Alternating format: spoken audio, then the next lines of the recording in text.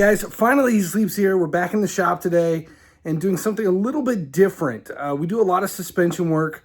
If you're building lowered cars or stance cars or anything like that, you are constantly working with the suspension. And today I'm gonna show you some of my favorite tools that get used, not necessarily stuff that you use every day in the shop like sockets and a jack and jack stands, things that are commonplace for suspension work. This is the oddball stuff that you end up realizing you need and you have to buy once, and then you get to the point where you're using it over and over again if you're working on suspension. The first thing we're going to talk about is a 24-volt impact. This gets used constantly. If you're dealing with suspension parts, you got to realize that most of the bolts have either been on there for a really long time, they are close to the ground, they are constantly getting bombarded with dirt, salt, grime, and everything. So you're going to struggle getting stuff off. A 24-volt impact will make your life so much easier when dealing with the shop. I know a lot of people have like 18-volt impacts and smaller drills, but once you get into a heavy-duty ultimate 24-volt impact, everything from pulling lug nuts off to suspension bolts to tie rods, and once you get into bigger components like control arms and just, you know, swapping out spindles or anything like that, the 24-volt impact is a must-have for the shop. Now, if you've got the 24-volt impact, you're going to need a socket set specifically designed for an impact. These are deep sockets. These are both standard and metric. They run all the way up to 24 millimeters down to 12 on the metric side, 1 inch all the way down to 3/8 on the standard size. And these high impact sockets are much stronger than what you're using with just like a standard socket set. These will come into play when you're pulling wheels or anything in the suspension part, and they do go hand in hand with the 24-volt impact. We're moving into a little bit more niche type of stuff here. These are large sockets specifically designed to pull off wheel hubs.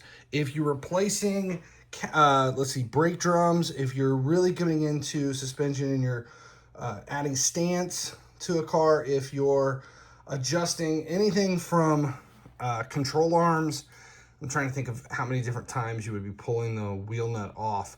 This is the nut that is inside of the spindle that you have to lock down, you pull out. These are the giant sockets that you will need. And you can usually buy them one at a time, but most of the time after you've done 1 or 2 of these, you realize I could have bought a whole set for that. So we suggest you get an entire set of wheel nut sockets.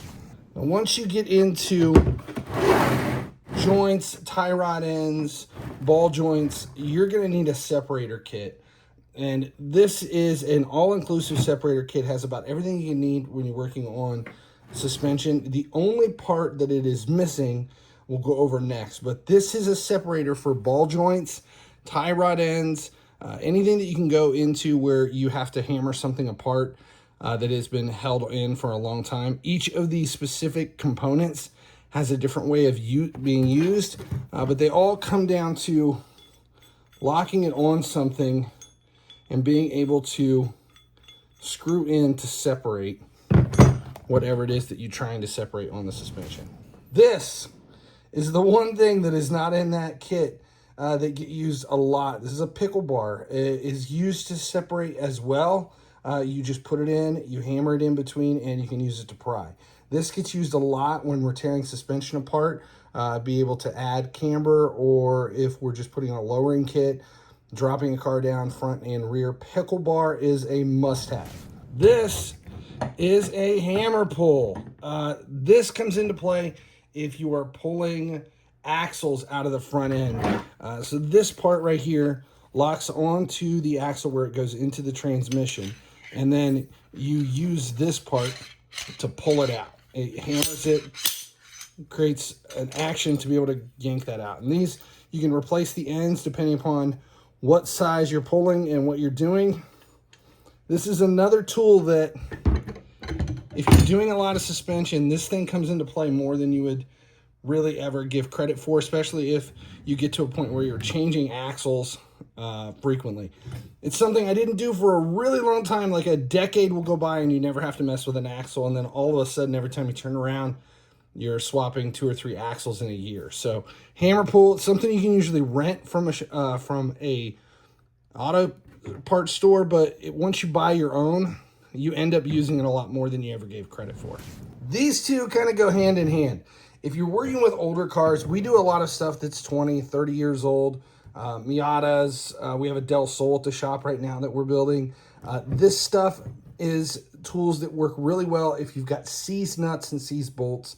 PB Blaster penetrating catalyst gets used quite a bit. You spray it on, you kind of tap on the bolt to get it to sink in. It will break down rust and give you a chance to break loose some really hard to get to bolts. And then always a torch if you get into serious problems and you need to torch a bolt to get it off. It's always a great tool to have around the shop when dealing with suspension. The last thing we're going to mention is not here. It is an Eastwood fender roller. We have a video on the channel that shows you how to use the Eastwood fender roller. It's a great video. Check it out.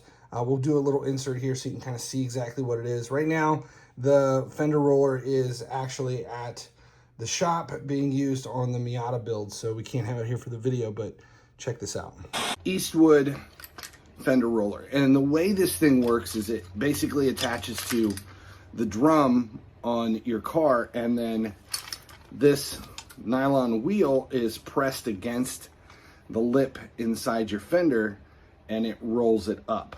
So it basically loses the angle, so that way your wheel or the lip on your wheel doesn't hit the edge. It just presses it up. And you do it all by hand. You just roll it back and forth and it presses it in. These are relatively inexpensive.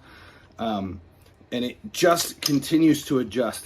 You basically mount it and then you get it to where you can adjust the angle here.